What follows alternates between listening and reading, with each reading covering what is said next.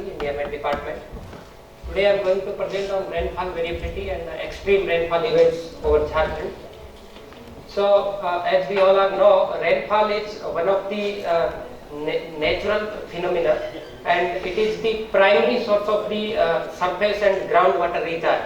So this figure represents the average normal rainfall of India. So it is very much clear over the northeastern part of India, a huge amount of rainfall. It means more than 3,000 mm rainfall is being received in a year, and the rest, the green colors are regions are shown. Also a very good amount of rainfall in the amount of rainfall about more than in terms of 2000 mm rainfall, and only the northwest part of India, means Radheshyam state, received somewhere about 500 mm or less than the 500 mm rainfall in a year.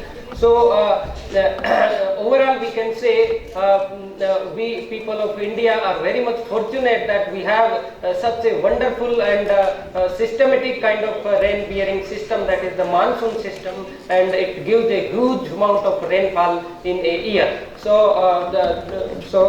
this study basically is based on the rainfall variability and extreme rainfall events by using the rainfall data over Jharkhand state especially. So for the Jharkhand we have observed that most of the rainfall is received in the southwest monsoon season. About 91% of its total annual rainfall is received in this season only, and other seasons have very less contribution, about 2, 3 and 4% respectively. So therefore the temporal and spatial distribution of the rainfall plays a very significant importance, not only in agricultural community but also in the water resource management.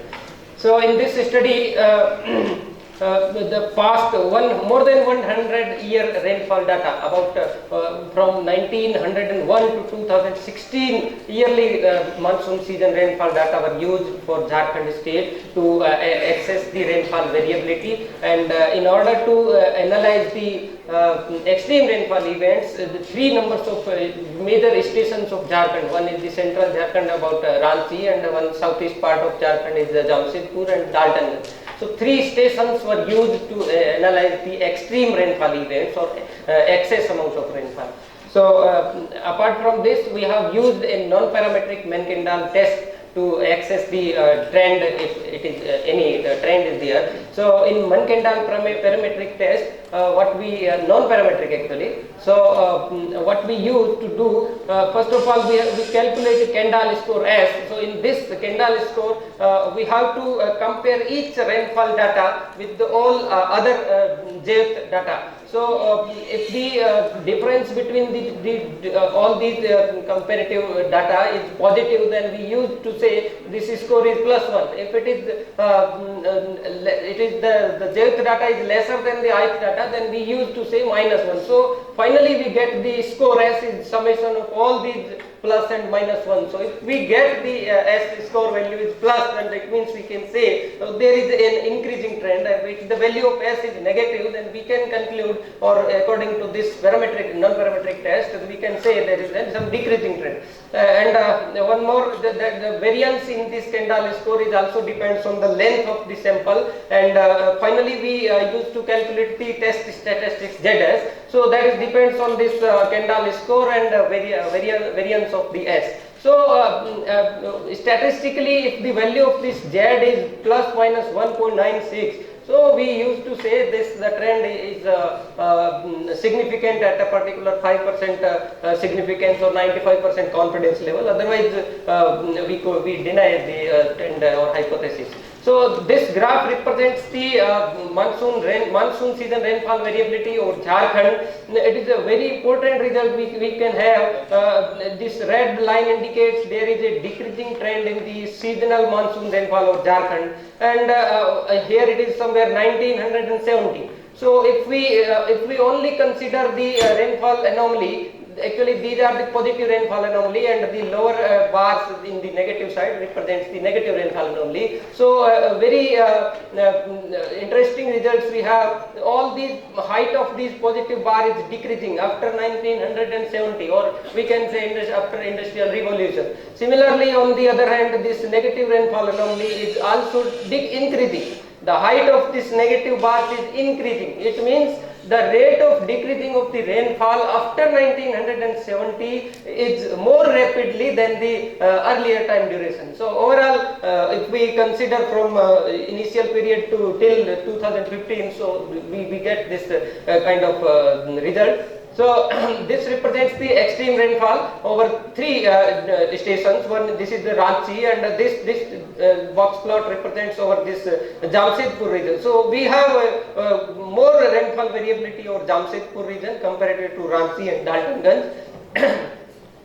Here it represents the probability of accidents and the return period. So in the hydrology we used to calculate the probability of accidents or return period to have some extreme rainfall event, or to access the probability to occurrence of a particular depth of the rainfall. So we get here over Jamshedpur we have the probability of occurrence of 267 mm rainfall in a day, with the in a 25 year, once in a 25 year, there is a probability to have this much amount of rainfall with this much of the probability. So similarly, we have calculated for different return periods and with the different of the probability. So this represents the heavy rainy days.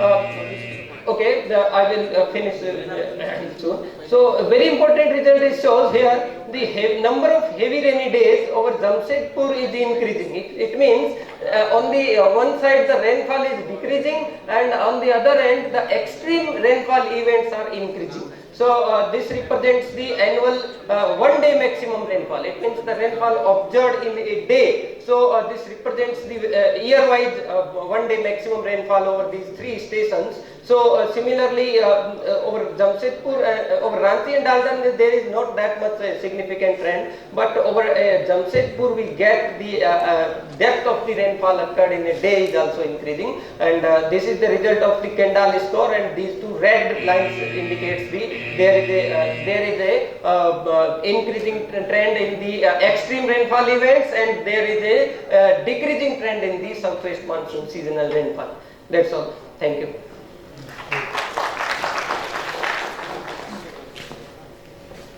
So, well, Mr. Now drawn this result, what's the practical implication of this one? Sir, practical implication is one is because rainfall is the major primary source of the fresh water. So whenever we used to talk to the water management, then we first and foremost we must have a very good idea about the rainfall and how it is changing, or in general terms you use the climate change also. So the main that's what you are talking is more general, but I think the very good idea which comes from your result is that Jamshedpur township, they should develop their urban drainage system in such a manner, because one day drainage period, one day rainfall is on the increase. If they will not manage their urban drainage properly, the large areas of city are likely to be flooded, and they will be major loss of property and residence in the country. So those kind of practical implications, those should come out from the study.